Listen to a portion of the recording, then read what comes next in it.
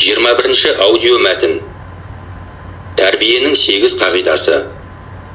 Ежелгі қазақ халқының тәрбие ісі негізінен басты 8 түрлі мәселені қамтыған.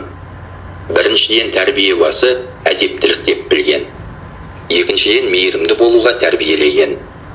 Үшіншіден еңбекке баулудың алғашқы сатысы ретінде тіл алғыш, елгезек бол деп үйреткен. Төртіншіден адалдық пен шындыққа баулуды көздеген. Бесіншіден білгір бол, ұстаз бен ғалымның, көпті көрген данышпан қарияның сөзін тыңда. Ақпақ құлақ болма, құйма құлақ бол дегенді ойларына сіңіре берген. Алтыншыдан үлкенді, ата-ананы сыйлауға үйретуді басты міндет етіп қойған. Жетіншіден кісі айыбын бетіне баспа дейді халық тәрбиесі. Бұл кемшілікті айтпа деген сөз емес, кәріп кемтарлардың табиғи кемдігін шұқып көрсетпе деген сөз.